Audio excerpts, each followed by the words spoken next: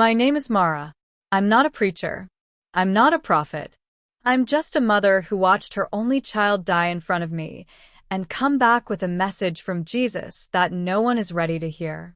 The night it happened, the room was full of sound, machines, footsteps, the endless beeping of monitors, and then, suddenly, everything stopped. The air itself froze. I was still holding Kaylin's hand when the line on the screen went flat. For 12 minutes, my son was gone. But when his eyes opened again, he didn't look at me the same way. He looked through me, like he'd seen something too vast for words. The first thing he whispered was, "Mom." He showed me Christmas. At first, I thought he was confused. The medication. The trauma. But what Kaylin said next has changed the way I see everything. He said Jesus showed him what will happen to this world before Christmas 2025, and that time is running out faster than anyone realizes. This isn't just a story about a boy who died. It's a warning, a revelation. And it begins the night heaven opened inside a hospital room. Before I tell you what Kaylin saw, I want to know where you're listening from. Comment your city or country below and write, "I'm listening." And please, like this video and subscribe. Every time you do, you help us reach one more soul before it's too late. What you're about to hear may be the most urgent message you'll ever encounter. The day began like any other, too ordinary to belong to something that would change my life forever. The December air outside was sharp, slicing through the morning light, and Kaylin had been laughing about the frost that formed little white crowns on our window. He was 13, awkwardly tall now, with that gentle mischief that never seemed to dim. I remember thinking how alive he looked. How unfair that such moments can turn without warning. By afternoon, he said his chest hurt. "Just a little pressure," he told me. I brushed his hair aside, promising we'd get it checked. I didn't know that in less than an hour I'd be kneeling beside him on the living room floor, screaming his name as his eyes rolled back and his body went limp. The ambulance lights painted the walls red as they carried him away. Inside the hospital, everything smelled like antiseptic and fear. Nurses moved quickly, their words clipped, controlled. They hooked him to monitors, drips, wires. My little boy turned into a diagram of survival. I stood frozen near the foot of the bed, my hands clenched, whispering prayers I barely remembered how to say. Then the sound came, the long, flat tone that every mother dreads. The line on the monitor went still. One sound, endless, like time itself refusing to move. I heard a nurse shout for paddles. Another voice yelled numbers I couldn't understand. Someone pushed me back, but I didn't care. I saw something behind them, something darker than the corners of the room. It wasn't my imagination. I know what shadows look like, and this one moved. It lingered near Kaylin's bed, a shape without form, swaying like smoke underwater. It stretched toward him, slow and deliberate. My knees buckled. For a heartbeat, I forgot how to breathe. Then something inside me snapped. I began to pray, not softly, not politely. My voice broke as I called on Jesus, over and over, louder each time. The air in the room changed. It felt heavy, charged, like thunder waiting to break. I could feel warmth against my skin, rising from nowhere, as though the air itself was being pushed back by something unseen. The shadow recoiled. The monitor flickered once. And then, silence. A silence so deep it rang in my ears. Every face in the room froze. The doctor's hands trembled slightly before he whispered, "We've got nothing." I pressed my forehead against Kaylin's hand. It was already cooling. I whispered, "Please, not yet." And that's when I felt it, the faintest flutter, like a bird trapped beneath his ribs. The monitor beeped once. Then again. The nurse gasped. Kaylin's chest lifted with a shallow breath. When his eyes opened, they were different. He looked through me, not at me, his lips pale and trembling. And then he whispered the words that would chase me through every dream that followed. "Mom, he showed me Christmas." The moment his pulse vanished, the air itself seemed to collapse. It wasn't silence anymore. It was an absence, as if even oxygen had been pulled from the room. The machine screamed, the doctors barked orders, but beneath it all there was a strange pressure, like the atmosphere was holding its breath. I felt it on my skin, heavy, electric, trembling with something that didn't belong in a hospital. I remember the doctor's voice cracking. "We're losing him." But I couldn't look away from Kalen's face.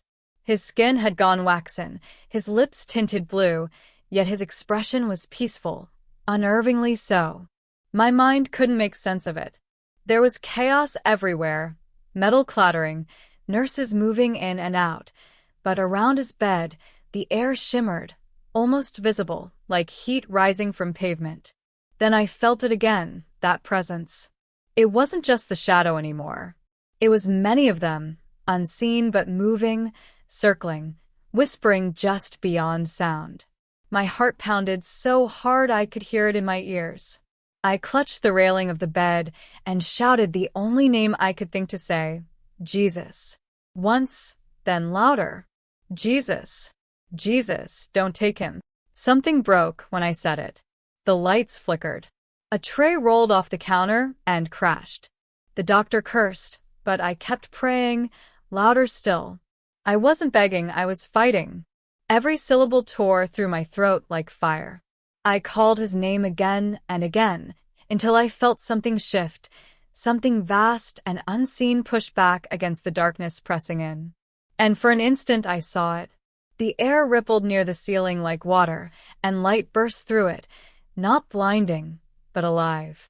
The shadow shapes convulsed, retreating toward the walls, hissing without sound.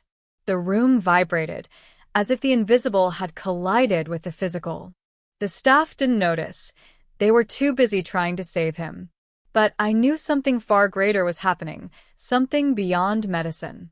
I could feel two worlds colliding above my son's bed, the weight of eternity balanced on the rhythm of a dying heart. Then, somewhere far beyond my reach, Kalen's consciousness tore free. He was weightless. The ceiling glowed with strange light as he rose above his own body. Below him, the scene was chaos, his mother sobbing, strangers working frantically, the machine stuttering. But above him stretched a vast expanse filled with movement, dark currents swirling like smoke, and beams of light slicing through them like swords. He felt no fear, only awe. The shadows lunged, and the light met them in silence. The clash didn't sound, it resonated. Each pulse of light sent ripples through the air, pure and thunderous. Kalen realized he was standing in the middle of a war that no human eyes were meant to see. Down below, Mara was still crying his name, her voice raw and trembling. The echo of her prayer reached him like an anchor in the storm. And in that moment, he knew her voice was the reason the light hadn't left. Kalen's feet touched something that wasn't solid but still held him. It shimmered beneath him, a sea of light stretching in all directions, alive and pulsing like breath. The air around him glowed gold, and though there was no sun, everything shone. A warmth spread through him, not the kind that burns, but the kind that feels like memory, like love too big to fit inside the body. He knew he wasn't dreaming. Dreams didn't feel this real. Dreams didn't sing. Music was everywhere, but no one was playing it. It poured out of the walls, from the air, from within him. Every note seemed to know his name. In the distance, pillars of fire reached toward an unseen ceiling, and between them hung thousands of suspended droplets, like liquid glass, glowing softly. Each drop shimmered with color: gold, blue, amber. They floated in the air, turning slowly, and as they moved, they made a faint sound like sighs. Then the light changed.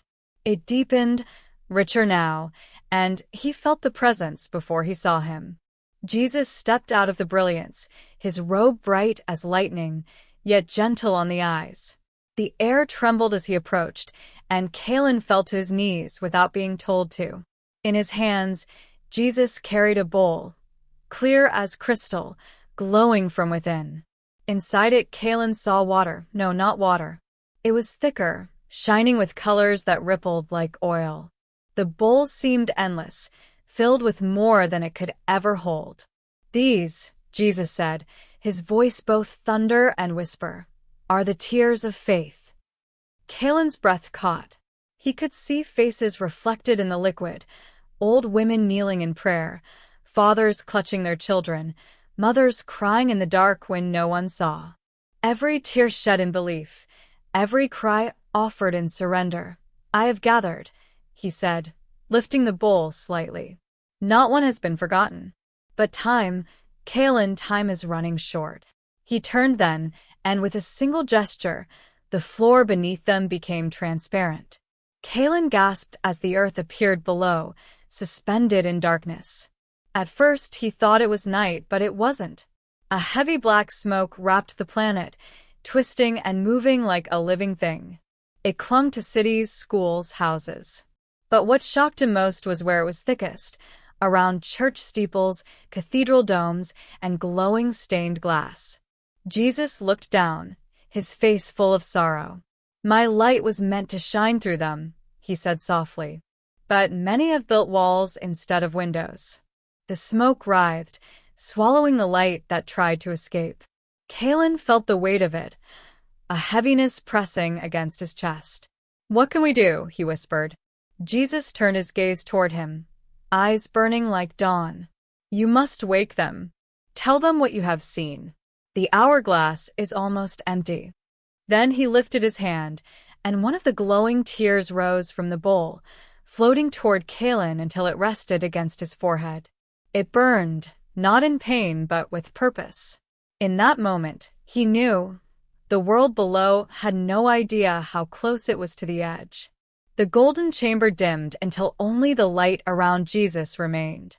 The floor beneath them shimmered again, no longer showing the earth, but something else, pages unfolding, endless, floating in the air like sails caught in invisible wind. Each page glowed faintly, marked with symbols and lines of fire. Kaelin realized they weren't words written in ink, but in time itself. Look closely, Jesus said. You will remember this when you return. The pages drew together, folding into a single square of light that began to spin slowly. When it stopped, Kaelin saw what looked like a calendar suspended before him. It bore the number 2025, and the month glowed bright red, December. Each day pulsed like a heartbeat. Jesus touched the space above the first date. It begins on the 20th, he said, his voice heavy, filled with something beyond sorrow. 6 days before the final dividing. The earth will shake, not with earthquakes, but with awakening. The breath of heaven will sweep through the forgotten and the lost. Kaelin saw visions within the dates, people collapsing in prayer inside nightclubs, preachers silenced mid-sermon as truth burned through their words, children standing on rooftops shouting scriptures they'd never read. Cities flickered with light as if a second sunrise had touched them. The 21st, Jesus continued, pointing to another date. The idols will fall. The masks will melt. Those who built their altars to fame and comfort will be stripped bare before my spirit. He showed him day after day, the reunion of families on the 23rd, the division of light and shadow on the 24th, and the stillness of the 25th, when all that was hidden would be seen. Each vision burned into Kaelin's mind until he could hardly breathe. When the calendar vanished, Jesus placed a hand over his heart. You will remember every line. When you awaken, write it down. They won't believe you now, but they will remember when it begins. The warmth faded, the music withdrew, and in an instant, Kaelin fell, down through light, through the noise of machines, through the weight of flesh returning to bone and heartbeat. When his eyes opened again, Mara was there. Her face was streaked with tears, trembling as if afraid to touch him. He reached for her hand and whispered, "Paper, please." She fetched a sheet, her fingers shaking as she passed him a pen. Kaelin began to draw, his hand moving faster than his thoughts. lines, numbers, symbols. At the top, he wrote December 2025, underlined 3 times until the ink bled through. Mara covered her mouth, watching him fill the page, his face pale but calm. Too calm for a boy his age. When he finished, he handed it to her. "This is when everything changes," he said. "Don't let anyone sleep through it. And if you're hearing this right now, maybe it isn't by accident. Maybe heaven is reaching through this story to wake you too." So before you scroll away, ask yourself, why hesitate to stand with truth? If your heart just pounded reading this, maybe it's God calling your name. Subscribe now before the feeling fades. Kalen didn't sleep that night. He sat upright in the hospital bed, pale and trembling, the glow of the monitor reflecting in his eyes. They weren't the same eyes anymore. Something in them had changed, older, endless, as if he'd brought a piece of eternity back with him. When Mara spoke, he didn't answer right away. He just stared through the window, watching the lights of the city flicker in the dark. "Mom," he said finally, his voice low but steady, "it's already starting." Mara followed his gaze, half afraid of what she might see. But all she saw was the night, quiet, ordinary, unaware. She brushed the hair from his forehead, her fingers shaking. "What's starting, baby?" Kalen turned to her. "The voices. The children are waking up." He closed his eyes and spoke like someone seeing beyond glass. "They're in classrooms, in bedrooms, on playgrounds. Some are crying, some are singing, but all of them are saying the same thing: he's coming soon." As he spoke, Mara's stomach tightened. His tone wasn't childlike anymore. It carried authority, weight, a strange calm that made the machines around them hum louder. The next day, nurses whispered that other children in nearby wards had begun talking in their sleep, words too old for them, languages no one had taught them. A 5-year-old girl in the ICU woke and asked her mother why the white-robed man had told her to pray for the schools. A boy across town scribbled verses on his bedroom wall, saying angels were whispering through the air vents. Within days, videos began to surface online. Children, ordinary, untrained, uncoached, standing in living rooms, weeping, shouting prophecies with trembling voices. Some spoke of storms, others of light sweeping through nations. It spread like wildfire, and so did the ridicule. Talk shows mocked it. Pastors called it hysteria. But miracles began to follow. Diseases vanished. Families reconciled. Addicts fell to their knees in repentance. Through it all, Kalen remained silent. He ate little, slept less. Sometimes Mara found him standing barefoot on the cold hospital floor, eyes closed, whispering names of people he'd never met. When she asked how he knew them, he only said, "They're the ones still listening." She wanted to believe it was just the trauma talking, but every time he spoke, something inside her stirred, a quiet knowing that truth was moving through him like electricity through a wire. One evening, she caught her reflection in his eyes and didn't recognize herself anymore. He wasn't her little boy now. He was a messenger, and she was just the witness. Outside, the winter wind howled through the hospital vents, but inside the room there was a stillness too deep to name. Kalen turned to her once more, his face illuminated by the dim blue light of the monitors. "Mom," he whispered, "he said the children would lead first and the world would laugh until the sky itself answers." The snow had started falling again that night, thin flakes drifting past the hospital window like ashes. Kalen had been quiet all day, his breathing shallow but steady, his eyes distant as though he were listening to something no one else could hear. Mara sat beside him, stroking his hand, afraid to speak. The air felt charged again, the same heavy, humming stillness that had filled the room the night he died. When he finally spoke, his voice was softer than a whisper. "It's Christmas Eve," he said. "That's when the world will divide." Mara froze. "Divide?" He nodded slowly, his gaze unfocused. "He showed me a table so long it had no end. It stretched through homes, across cities, through every nation. Families sitting together. Candles, laughter, food. His eyes filled with light, reflecting something unseen. And then the light changed. The glow of the candles became something else, something living. It started in the hearts of a few and spread through their skin until their faces shone like gold. He paused, his fingers trembling slightly in hers. But not everyone at the table shone. Some stayed in the dark. When the light touched them, they screamed like it burned. Mara's throat closed. "What do you mean?" "They couldn't stand it," he whispered. The light showed what was really inside. The ones who had love, forgiveness, they glowed brighter. But those who held on to hate, the light exposed it.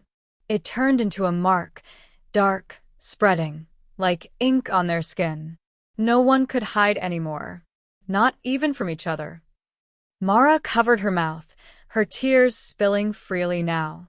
She could see it, the dinner tables, the families, the impossible separation. "What happens to them?" she asked, her voice breaking.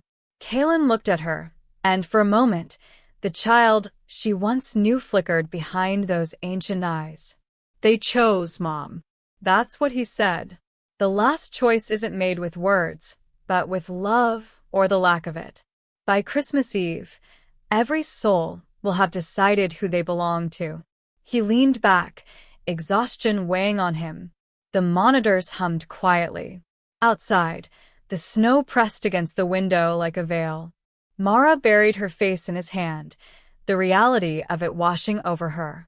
The choice was already being written, sealed in hearts long before the sky split open. Kaylin's voice broke through the stillness one last time, barely more than breath. "When the table divides," he murmured, "there won't be any middle anymore. Light or dark. Nothing in between." And as the snow fell heavier, Mara felt it in her bones. The world had already reached its point of no return. It was just after midnight when Mara woke to the sound of wind humming through the hospital vents. The air had turned unnaturally still again, the kind of quiet that felt alive, aware. She blinked against the darkness, heart pounding, and then saw it. Kaylin was sitting up, his frail figure outlined by the faint light from the window. His foreline trailed loosely from his wrist, his feet resting on the cold tile. "Kaylin," she whispered, her voice hoarse. He didn't turn. He was staring out the window, eyes wide, breath fogging the glass.